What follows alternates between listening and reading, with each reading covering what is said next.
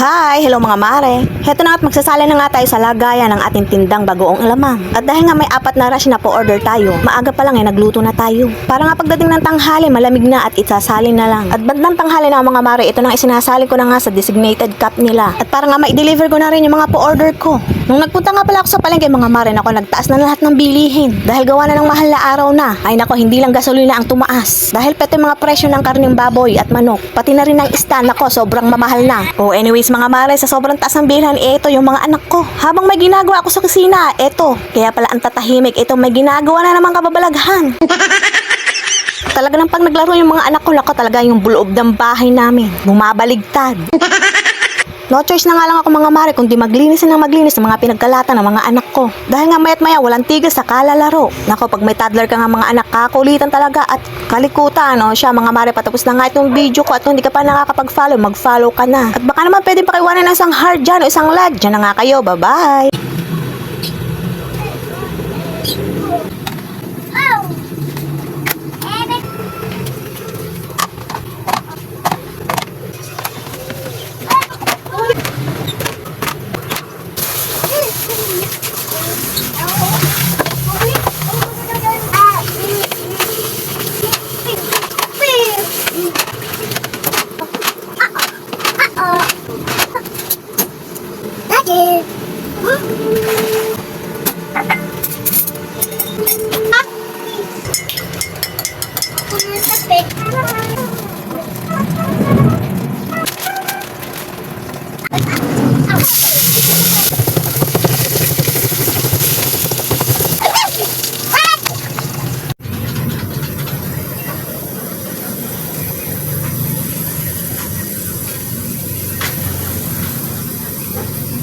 From this to this. Hi! Hello mga mare! Lunes na Lunes, madami tayong ganap ngayon. Pero bago yan mga mare, nakabili na nga pala ako ng pangsapin dito sa kutsyon naming aesthetic. Para naman hindi nyo nakikita o nababash yung kutsyon naming aesthetic. Sa ito yung mag-a-upload ako ng mini vlog. Kaya naman ito mga mare, babalutan ko na para sa inyo.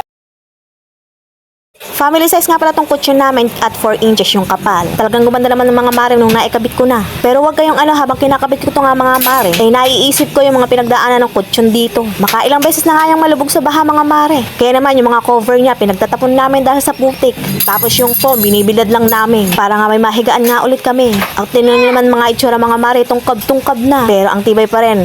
Eto na nga ang result mga mare, napakaganda nga tingnan. Anong sa inyo? Siguro naman hindi nyo na masisilip to. Anyways mga mare, pangalawang ganap kanin ngayong araw na Lunes. Matapos ko nga balutan yung kutsyon, eto. Iginayak ko nga yung panganay ko at i-enroll ko na sa kindergarten. Napaka-excited nga ng panganay ko dahil akala niya papasok na nga siyang tunay. Hindi niya nga alam i-enroll ko pa lang siya at sa susunod pang pasukan siya papasok. At bilang nanay mga mare, first time ko nga magpapaaral ng anak. Dahil nga itong panganay ko ay 5 years old na. At mabibilang na nga din ako sa mga nanay na naghahatid at nagsusundo. Sa totoo lang mga mare, excited na nga rin ako kung ano yung magiging feeling ng nagpapaaral ng anak. Kung dati-dati ako nga yung pinag-aaral, ngayon ako naman ang magpapaaral. O siya, dyan na nga kayo. Bye-bye!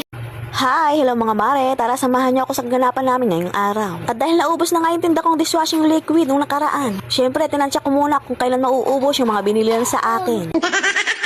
Kaya ito after 2 weeks, ngayon lang ulit ako magtitimpla. Well mga mare, kahapon ko pa nga pala natimpla nga ito. At ngayon ko na nga isasalin sa mga bote. At talaga naman mga mare, pagdating sa dishwashing liquid, naku, ang dami ko nang nasubukan. Pero dito lang talaga ako kay Wise na amaze. Hindi nagbabago yung consistency niya. Nung nakaraan nga mga mare, 10 liters na lemon yung tinimpla ko. At wala pa nga isang araw mga mare, sold out na agad. Sagad na ba naman ang quality mga mare? May decreaser, mabula at mabango. Kaya naman willing-willing yung mga buyers ko sa pagbili sa akin. Tapos ito naman kalamansi flavor ang ibebenta ko. Gumawa nga muna ako ng 5 liters. At sigurado mapapanood nga ito ng mga buyers ko. Para kung sakaling ubos na yung dishwashing liquid na binili sa akin, ito mapapabili ulit sila sa akin ngayon. Ito at meron na nga akong bagong timpla. At kung bet nyo nga ito mga mare, pwedeng pang sariling gamit o pwede rin pang benta. Ilalagay ko na lang sa comment section yung link kung saan mabibili. At i-check out nyo na sa yellow basket. Nung matapos ko namang isalin sa mga bote, ito ginugupit ko na yung pang labeling sticker ko. At siya ko nang ididikit doon sa mga dishwashing liquid. Ganito lang naman kadali yung paggawa ng dishwashing liquid. At kahit nasa bahay ka, nako, kikita ka. Basta magtiyaga ka lang sa pagbebenta at pagsisale stock dun sa mga mare mo at mga friends mo. At isa pang tips mga mare, nako, tanggalin nyo na yung hiya. Dahil ang mga tindera mga mare walang hiya.